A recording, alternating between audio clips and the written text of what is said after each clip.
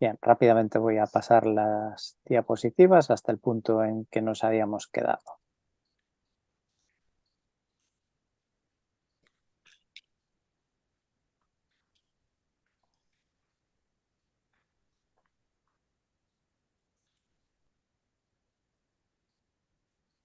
Muy bien, pues estábamos hablando de que en las cartas pastorales hay algunos temas teológicos, algunas enseñanzas doctrinales importantes, y terminamos la semana pasada hablando del preámbulo de las tres cartas que coinciden en que Pablo pone por delante, presenta cuál es el plan de Dios, y la Iglesia, los responsables de la Iglesia deben tener siempre muy claro este marco, que es el plan eterno de Dios, el plan de la restauración de todas las cosas, con la expectativa de la segunda venida del Señor.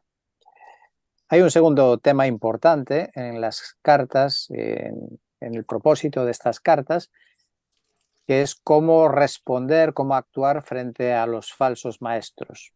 Siempre los ha habido, los hubo, los habrá, tratando de infiltrarse en las iglesias, y cómo responder a esa realidad. Y la respuesta que Pablo le está indicando a Timoteo y a Tito para hacer frente a ello es hay como una respuesta triple, ¿no? Hay tres aspectos que él ofrece para hacer frente. Una es la estructura eclesial, la iglesia con su organización, una iglesia organizada, con lo que veíamos el nombramiento de ancianos, tanto en 1 Timoteo como en Tito. Y es que una iglesia organizada, con orden, con enseñanza, protege, esa labor pastoral protege a la iglesia, a los creyentes, y desarrollan esa labor también de enseñanza positiva de qué es lo que creemos, y también pueden ofrecer consejo. No debemos olvidar que la salvación, cuando nos convertimos, cuando somos salvos, la salvación nos coloca en un cuerpo, nos coloca en el cuerpo de Cristo. Y ponerse fuera del cuerpo es una contradicción, es peligroso y es incompatible, hasta decir que si aceptamos a Cristo y rechazamos su cuerpo, que es la iglesia. Si aceptamos a Cristo, debemos aceptar también su cuerpo, la iglesia. Y esto es algo que Dios ha provisto también para proteger a los creyentes en cuanto a falsas enseñanzas. Otro elemento es el ejemplo, el comportamiento de los ministros de la iglesia y de la comunidad en general, de los creyentes, que los creyentes y sus dirigentes sean modelos, son modelos de vida, de conducta, que avalan la doctrina que se enseña. Entonces eso también es una manera de proteger con el ejemplo. Y en tercer lugar, pues el mantener una sana doctrina. Ya sé que esta frase se ha usado muchas veces, se ha hablado de ella, de la sana doctrina, y cada uno pues tiene su sana doctrina. Y bueno, ha habido tendencias. Hay una frase que no diría que define, pero sí que creo que tiene sentido, y la pronunció un pastor de Lugo que se llama Marcos Zapata, y él decía: la sana doctrina es la doctrina que sana. La sana doctrina es la doctrina que sana, es decir, la doctrina que hace bien, no es destructiva, no puede ser destructiva. Así que una parte de lo que han de hacer los dirigentes de la Iglesia es proveer este marco para proteger a los creyentes frente a las falsas enseñanzas. Otra instrucción que reciben para hacer frente a los falsos maestros, vemos que hay cierta insistencia en no entablar debates con falsos maestros. Es como casi perder el tiempo, entrar en discusiones que no van a ninguna parte. Llama la atención esa palabra evita. Tanto Pablo a Timoteo como a Tito, a los dos, les dice evita, evita. Evita las palabrerías vacías y profanas. Porque la doctrina, las creencias del creyente no se pueden basar en especulaciones, sino en lo que dice la palabra. Otra vez en la segunda carta de Timoteo también evita las palabrerías vacías y profanas, porque los dados a ellas conducirán más y más a la impiedad. El enzarzarse en discusiones inútiles, no, pues con falsos maestros no hay que discutir. Recuerda, les dice Pablo, encargándoles solemnemente en la presencia de Dios, que no contiendan sobre palabras. Uno opina una cosa, otro otra, pues no hay que entrar al trapo, entrar en ese tipo de discusiones que dice, lo cual para nada aprovecha y lleva a los oyentes a la ruina. Así que no es nada constructivo. Evita también en 2 Timoteo 3:5, teniendo apariencia de piedad, pero habiendo negado su poder, a los tales evita, incluso evitar andar con ellos o tener mucha relación con eso, ¿no? Con personas que no tienen, sobre todo, una actitud cristiana. Tienen una apariencia de piedad, pero en el fondo no hay nada de piedad. Y a esos dice hay que evitarlos también. Y otra vez a Tito también le insiste, evita controversias necias, contiendas, discusiones acerca de la ley, dice, porque son sin provecho y sin valor.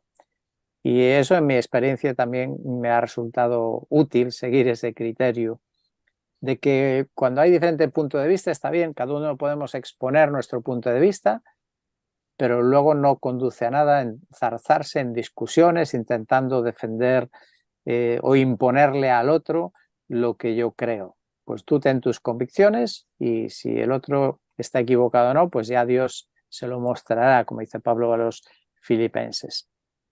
Luego hay una tercera cosa que han de hacer, que es corregir el error, corregir lo que está mal. ¿Y cómo se corrige? Pues se corrige presentando la sana doctrina o las sanas palabras. Es una frase que aparece ahí repetida para que sean sanos en la fe. Es decir, medicina preventiva. Cómo guardar, proteger del error con sana enseñanza, con una buena enseñanza. Y eso es medicina preventiva, porque si la gente está enseñada, pues sabrán discernir el error de la verdad. También Pablo les enseña a instruir y dice que no enseñen y que no presten atención a doctrinas extrañas o a mitos, genealogías. Y eso una y otra vez Pablo también les pide que la gente no pierda el tiempo con historias extrañas, que nos tenemos que centrar en el estudio de la palabra y no lo que dice uno y lo que dice otro.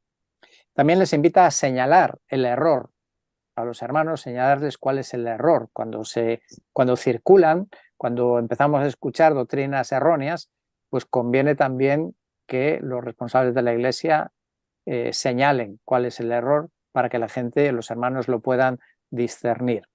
Por ejemplo, en 1 Timoteo 4, versículo 6, dice, al señalar estas cosas a los hermanos, serás un buen ministro de Cristo. Entonces hay que capacitar a los hermanos para que puedan discernir a los falsos maestros. Bueno, ahí tenemos un problema práctico. ¿Y cuál es nuestro problema? Pues de que si tenemos enseñanza pero la Iglesia no asiste a los estudios, pues bueno, pues cada uno después sabrá o no sabrá, ¿verdad?, a qué atenerse. Por eso es importante el estudio bíblico en la Iglesia, para estar prevenidos de ciertos errores. Y luego, según el caso, Pablo le instruye a Timoteo y a Tito que hay que rechazar los altercados, en algunos casos hay que corregir tiernamente y insiste en la importancia de la actitud, ¿no?, con la que afrontamos el error. Es fácil enfadarnos o subir de tono y creo que eso hay que tenerlo controlado. Tenemos que corregir pues con un tono adecuado. Es verdad que en algunos casos sí que Pablo le dice a Tito que hay que reprender e incluso taparle la boca a la gente. Hay que, pues en algún caso habrá que decirle, mira, tú en la iglesia aquí no puedes hablar, te tienes que estar callado, si no vas a decir lo que tienes que decir. Y aquí era justo una de las tareas que os pedía y ahora voy a compartir las respuestas que hemos recibido. Por cierto, no muchas, casi siempre de las mismas personas, pero rápidamente os voy a poner lo que han contestado. Algunos no sé si entendieron muy bien la pregunta o no, pero bueno, yo os pongo porque hay que honrar a los que trabajaron, a los que hicieron la tarea. Os recuerdo, la pregunta era que nos fijáramos cómo Pablo a Timoteo por un lado y a Tito por otro le dice que tienen que afrontar la oposición cuando hay enseñanzas contrarias y que vierais que hay un tono diferente, o yo observo un tono diferente en lo que tenía que hacer Timoteo y lo que tenía que hacer Tito. Y luego os preguntaba por qué. Bueno, esta es la pregunta. Observa las instrucciones y mira la diferencia de tono. Esta es una de las respuestas que recibí. Dice, Timoteo enfatiza en la oración, exhortación a ser fiel. En el momento de su ordenación, Timoteo había recibido dones especiales del Espíritu Santo. Tito se fue a Creta para que estableciese a los ancianos en cada ciudad. Aparentemente la mentira era algo muy común en Creta. Pablo deja en claro al comenzar de que Dios no miente. La misión de Tito consistía en una organización apropiada y disciplinada. Bueno, esto más bien es un resumen más que una respuesta a la pregunta. La siguiente dijo, creo que Tito hace más énfasis en el testimonio de los ancianos y en los que se oponen pide más exhortación. Y esta respuesta, sí, esa última frase, donde observa que Tito pide como más contundencia. Vamos a ver otra opinión. Otra aportación dice, a Timoteo se le dice de corregir con mansedumbre tiernamente. Y a Tito le dice reprender duramente para que sean sanos en la fe por el carácter de los de Creta. Bueno, esta respuesta creo que sí que ha pillado la cuestión, que se observa que Timoteo corrige con cierta mansedumbre, ternura, mientras que a Tito se le demanda mayor severidad. En este caso, la explicación que propone es que podría ser por el carácter de los cretenses. Los habitantes de la isla parece que tenían un carácter así bastante fuerte. Otra aportación, hila un poquito mejor y concreta un poco más, y dice, ¿cómo responder a los que se oponen? Pues predicando la sana doctrina, siendo ejemplo, exhortando y reprendiendo con autoridad. Eso dice en 1 Timoteo y en Tito.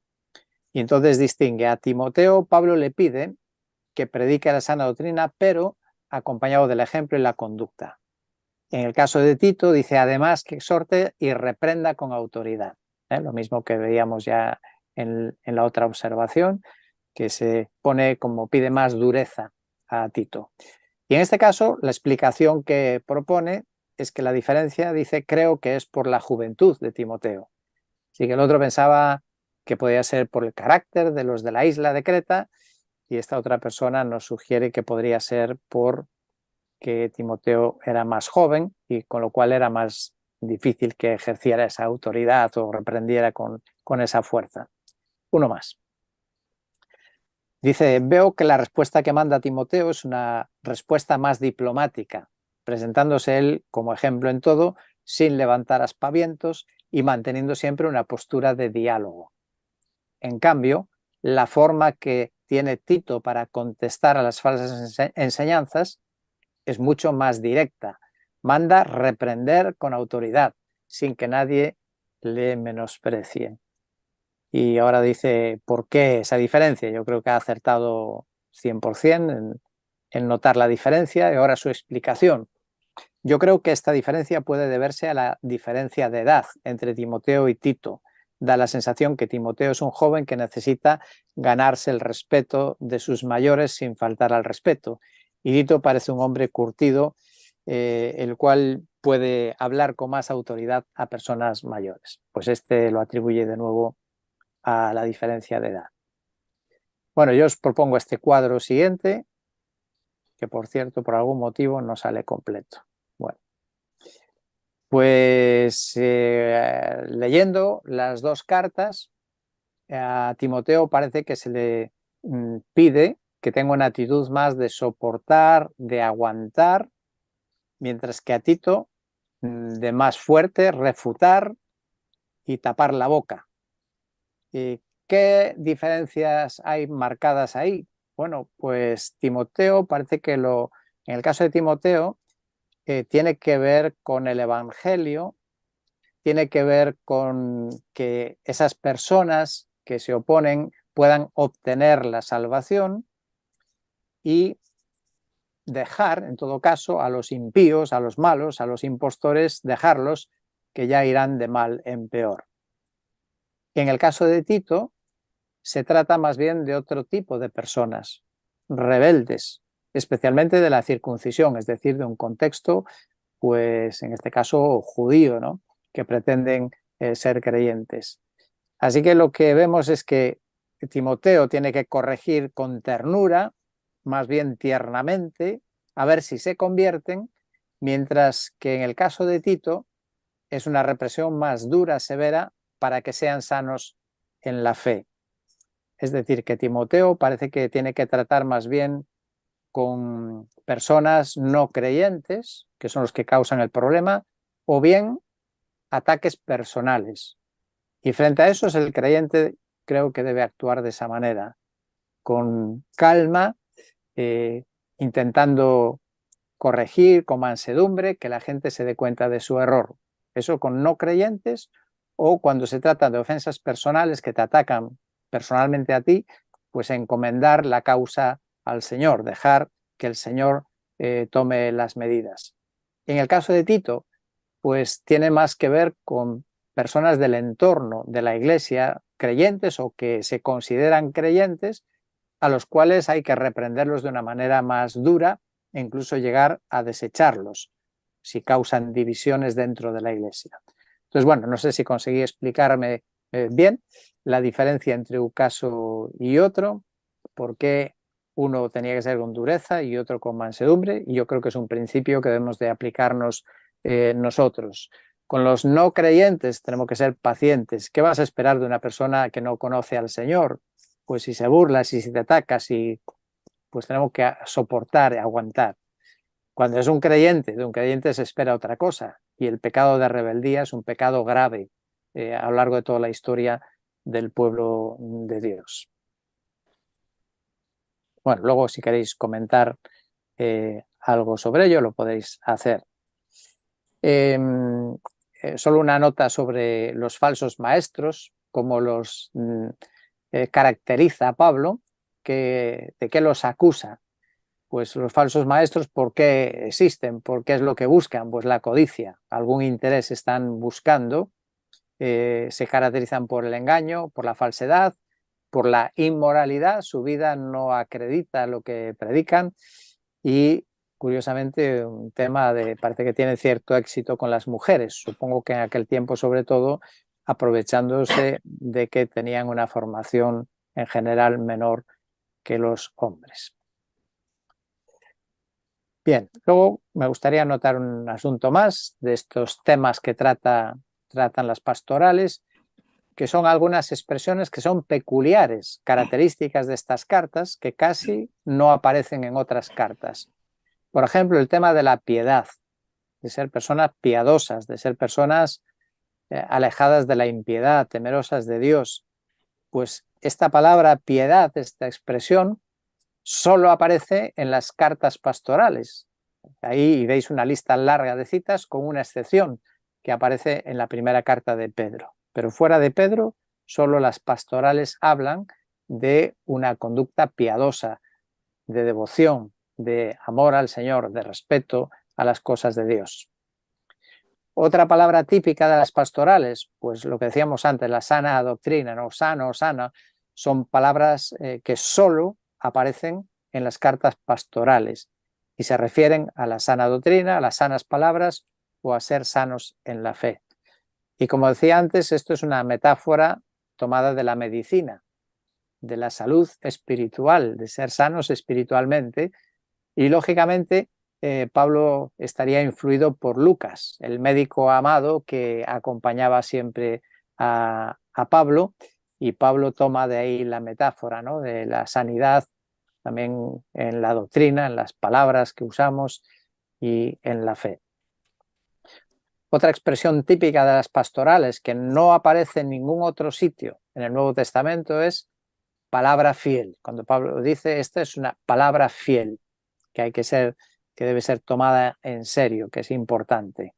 Otra expresión, hombre de Dios. Esa es una expresión muy típica del Antiguo Testamento. Aparece muchas veces en el Antiguo, sin embargo, en el Nuevo Testamento solo aparece en las cartas pastorales. Y luego una más, que distingue a las cartas pastorales, es que en el saludo, en ese encabezado, Pablo siempre dice gracia y paz a vosotros. Pero en el caso de las cartas, las 3 cartas pastorales, introduce esta otra palabra, la palabra misericordia. Y probablemente, pues porque está escribiendo a los dirigentes de la Iglesia, es muy importante que los que dirigen, sobre todo, tengan una actitud de misericordia, porque aquí perfecto no hay nadie. Y tenemos que enseñar la verdad, tenemos que corregir, pero también ejercer misericordia. Creo que es una actitud adecuada. Muy bien, pues vamos a ver entonces Timoteo. ¿Quién es Timoteo? Si leyéramos 1 Corintios, dice que Timoteo es mi hijo amado. Claro, alguien podría preguntar, ¿sería Timoteo hijo de Pablo? Evidentemente no. Lo entendemos al leer las descripciones que hay en las otras cartas, donde dice verdadero hijo en la fe y que sirvió conmigo como un hijo sirve a un padre. Por eso es tan importante, ¿verdad? Si nos quedáramos solo con una expresión, podríamos tener dudas si era hijo natural de Pablo o no. Y cuando unimos pues, los textos, podemos entender la diferencia. Bien, ¿cuál es el origen? Timoteo. ¿De dónde es Timoteo? Timoteo es de un lugar que se llama Listra. Ahí lo tenéis en un circulito en rojo en el mapa de Asia.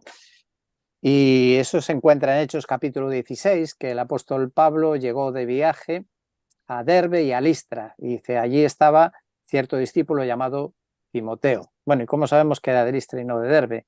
Bueno, entre otras cosas por el orden en el que lo menciona, ¿no? Dice que Derbe y a Listra y allí estaba Timoteo. Y también porque en Hechos capítulo 20, versículo 4, se habla de Gallo, que era de Derbe, y luego dice, y Timoteo, no dice de dónde era, por lo tanto no era de Derbe tampoco, debía ser de Listra. Y luego Tíquico y Trófimo de Asia. Bueno, es un detalle que no tiene más importancia.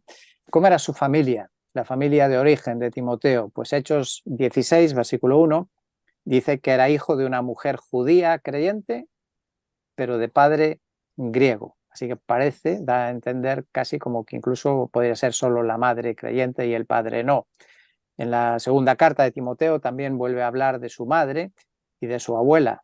Y dice, la fe sincera que hay en ti, la cual habitó primero en tu abuela Loida y en tu madre Eunice. Y estoy seguro que en ti también. Y no menciona al padre. Así que parece todo indicar que la madre y la abuela fueron judías convertidas al cristianismo, que además eran mujeres muy piadosas, porque ya desde niño le habían estado enseñando las escrituras a Timoteo. Sabéis de memoria ese texto, desde la niñez has abrido las escrituras, ¿no? Segunda Timoteo capítulo 3. Ahora, ¿cómo conoció esta familia el Evangelio? ¿Cómo conoció Timoteo el Evangelio? Pues ahí tenemos el primer viaje misionero de Pablo y él aproximadamente en el año 47 pasó por allí y en su visita en la ciudad de Listra, Pablo sanó a un cojo de nacimiento y eso dio lugar a un gran revuelo porque ante sus predicaciones y ahora el milagro, la gente pensó que habían bajado los dioses del cielo y a Bernabé le llamaban Júpiter y a Pablo Mercurio.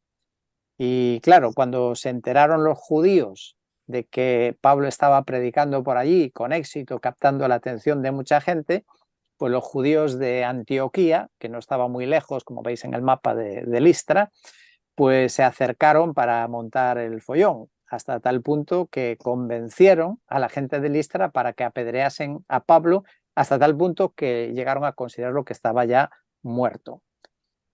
Parece que, o es probable, que Timoteo incluso presenció esa escena. Es posible porque en 2 Timoteo 3, versículos 10 y 11, Pablo le dice, tú has seguido mi doctrina, conducta, propósito, padecimientos, como los que me sobrevinieron en Antioquía, en Iconio y en Listra, persecuciones que he sufrido y de todas me ha librado el Señor. Como que probablemente hasta Timoteo pudo estar presente o por lo menos era consciente de todo lo que había ocurrido allí. Según un comentarista, las fechas, sabéis que es muy complicado en algunos casos poner las fechas, pero piensa que Timoteo en ese momento, cuando llegó el Evangelio, cuando fue convertido, tendría unos 15 años. Así que puede ser un adolescente con unos 15 años aproximadamente. Bueno, ¿y cómo se convirtió en principal colaborador de Pablo? Bueno, pues eso ocurrió en el segundo viaje misionero de Pablo. El segundo viaje de misionero de Pablo, cuando viene de regreso, os digo cuando viene de regreso, no, en la ida, este es en la ida, el viaje de ida, pasa de nuevo por Listra.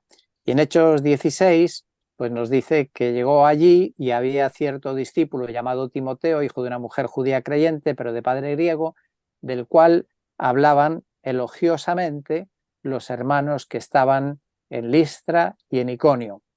Y Pablo quiso que éste fuera con él y lo tomó y lo circuncidó. Así que ahí nace el momento, surge el momento en que Timoteo sale a la obra, acompañando a Pablo. Y aquí está la tarea que os había pedido para hoy, que también muy poquitos contestaron, que era cómo sale una persona a la obra a tiempo completo, cómo es el proceso. Y os invitaba a considerar estos dos casos, el de Timoteo y anteriormente también tuvo lugar el de Pablo. Bueno, pues os voy a poner lo que han contestado, como siempre, con algunas con sus limitaciones. Pues dice uno, pienso que una persona a tiempo completo es algo muy serio, porque solo el Señor conoce los sentimientos y la sinceridad de cada uno, porque nosotros podemos aparentar, pero solo Él nos conoce. Una vez dicho esto, nosotros no estamos aquí para juzgar, allá cada uno con su conciencia. Y que esta persona que ha contestado, pues da a entender que hay un sentimiento, que debe ser lo que lleva a una persona a salir a la obra, y que también es una cuestión de responsabilidad de conciencia de cada uno. La otra respuesta es la siguiente. Dice, el Espíritu Santo decide y habla a los ancianos o pastores para escoger. Y este es el caso de Pablo y Bernabé, en Hechos capítulo 13, que dice que el Espíritu Santo los escogió. Y luego también dice otra opción es los ancianos escogen. Y cita Tito capítulo 1, Hechos capítulo 14 y 1 Timoteo 14. Bueno, no sé qué os parecen estas respuestas. Como no tenemos tiempo, pues al final podemos estar comentando un poco más. Decir que los ancianos escogen, esas dos citas de Tito y Hechos se refieren a ancianos, no a personas que salgan a la obra a todo tiempo. Y en el caso de 1 Timoteo 4:14, bueno, pues sí que tiene relación con el tema, pero las otras dos citas diría que no. Bueno, pues como no vamos a estar dando vueltas, vamos a ver el caso de Timoteo. ¿Cómo salió? ¿Cómo salió Timoteo a la obra? ¿Por qué salió a la obra? ¿Cómo se produjo? Bueno, el texto es Hechos 16, esos 3 primeros versículos, donde dice que Pablo escuchó que hablaban elogiosamente de él y Pablo quiso que éste fuera con él y lo tomó. Bueno, hay más información que conocéis, que hemos estado mencionando acerca de Timoteo, que yo creo que hay que tener en cuenta. Pablo tomó esa iniciativa, pero ¿por qué la tomó? Creo que en primer lugar hay una formación. Timoteo tenía una formación, había sido formado en las Escrituras desde la niñez y habían pasado 4 años ya desde su conversión a la fe cristiana. Ahora tenía más o menos 19 años, es posible que tuviera sobre 19 años. No es lo mismo un convertido del judaísmo que un convertido del paganismo, ¿no? Su bagaje común a la fe cristiana pues es muy amplio, con lo cual solo tenía que hacer pequeños cambios o ajustes para entender la fe cristiana. Otra cosa que tenía Timoteo, juventud, era un joven, parece prometedor por esta información que dan de él, y como digo, pues es posible que en este momento tuviera sobre 19 años. Pero no era para salir solo a la obra, no era para ya enviarlo de misionero a otro país, sino que se trataba de ir con Pablo, de acompañar a Pablo, lo cual supondría en sí una especie de un entrenamiento o una formación. ¿Qué más vemos en Timoteo? Pues era una persona que está sirviendo, que hay testimonio acerca de él, un buen testimonio, y lógicamente ese testimonio tendría que ver con su servicio a los hermanos, los elogios de los hermanos. Y fijaos que no solamente hablaban de él en su ciudad, que era Listra, sino también en Iconio. Iconio estaba a 30 kilómetros. Recordad que 30 kilómetros de distancia de entonces no es lo que significa para nosotros hoy, 30 kilómetros en coche. Aquella, pues, una distancia, suponía una distancia mayor.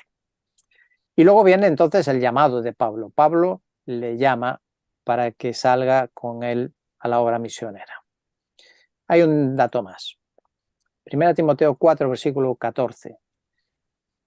Pablo hace referencia a algo que no nos cuenta el libro de Hechos, pero que evidentemente tuvo que tener lugar en ese momento que estábamos leyendo ahora. En ese texto dice, Pablo le dice a Timoteo, recordándole, no descuides el don espiritual que está en ti, que te fue conferido por medio de la profecía, con la imposición de manos del presbiterio. ¿Qué es el presbiterio? Presbiterio es lo que nosotros hoy entendemos y conocemos como el Consejo de Ancianos. Es un grupo o consejo de ancianos de la Iglesia. Imposición de manos. ¿Qué es la imposición de manos? Es un gesto de identificación, de reconocimiento, de aceptación, de encomienda. ¿Y cómo lo sabemos? Bueno, pues entre otros ejemplos bíblicos, era algo que hacían, por ejemplo, los ancianos del pueblo de Israel cuando se ofrecía un novillo por el pecado del pueblo. Entonces venían los ancianos y cuando iban a degollar el novillo ponían las manos, le imponían las manos sobre la cabeza del novillo, y era para identificarse con ese novillo que iba a ser sacrificado por el pecado del pueblo. Y eso era el sentido que tenía desde antiguo imponer las manos sobre alguien. No era nada mágico, sino que era un gesto, un signo, una señal de identificación, de apoyo, de reconocimiento o de encomienda.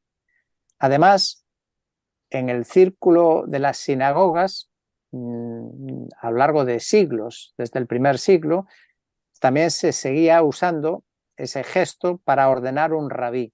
Cuando alguien era reconocido como rabí, pues también 3 de los ancianos de la sinagoga le imponían las manos al nuevo rabí. Bueno, eso lo cita un comentarista mencionando a Maimónides, que es uno de los mayores estudiosos de la Torá de finales del siglo XII. Y dice que ese don fue conferido mediante profecía, pues algún profeta de la Iglesia quizá pues destacó, señaló, pudo ver ese don en Timoteo. Con lo cual aquí tenemos un quinto elemento que se añade a los 4 que mencioné antes, y no os preocupéis que ahora los voy a poner todos juntos en un momento, donde hay también un don reconocido. En la persona que va a salir a la obra, pues hay un don reconocido, respaldado, acreditado por los ancianos. No sale por libre, sino que sale con ese respaldo. Entonces, antes de recapitular, vamos a ver el caso de Timoteo, de Pablo, y luego vamos a comparar los dos. ¿Qué ocurrió? ¿Cómo salió Pablo a la obra misionera? Bueno, el pasaje es Hechos capítulo 13, dice que allí estaba en la iglesia, formaba parte de un grupo de hermanos que eran profetas y maestros, que estaban ministrando, sirviendo al Señor, y el Espíritu Santo le dijo, no sabemos cómo, pero de alguna manera el Espíritu Santo le dijo, apartadme, le dijo a los ancianos o este grupo de dirigentes de la iglesia o líderes de la iglesia, apartadme a Bernabé y a Saulo para la obra a que los he llamado, es decir, que el Espíritu Santo antes ya había llamado personalmente también a Bernabé y a Saulo. Entonces actuó de dos maneras. El Espíritu tocó el corazón, habló al corazón de los que iban a ser enviados a la obra y también a los ancianos de la iglesia para que ellos lo vieran y lo apoyaran. Y de nuevo encontramos también la imposición de manos. Y dice que después los despidieron enviados por el Espíritu Santo, porque al final se está enseñando que era la obra de Dios. Ahora, ¿qué factores podríamos observar entonces en la vida de Pablo para que él fuese una persona llamada por Dios a la obra misionera? Bueno, pues haciendo un paralelismo con Timoteo encontraríamos que tenía formación académica. Pablo tenía formación académica. Él había sido instruido a los pies del venerado doctor de la ley que se llamaba Gamaliel. Así que él tenía una formación muy buena, formación bíblica, lógicamente, en Antiguo Testamento. Cuando fue convertido ya Dios le anticipó su llamado y probablemente salió a la obra misionera unos 12 años después de su conversión. Joven, bueno, sabemos que cuando apedrearon a Esteban, él era joven, porque lo dice Hechos capítulo 7, versículo 58. Como digo, las fechas no son definitivas, son estimaciones aproximadas, pero se cree que el apóstol Pablo nació entre el año 5 y el 10 de la era cristiana. Así que cuando Pablo se convirtió, probablemente tendría entre 25 y 30 años. Y cuando salió ahora aquí, en este capítulo 13 de Hechos, en su primer viaje misionero, pues ya tendría entre 37 y 42 años. Así que si hablamos antes de la juventud de Timoteo, que probablemente con 19 años o 20 años acompañó a Pablo, aquí ya podemos hablar de alguien de una edad mediana, con lo cual pues es interesante notar ese matiz.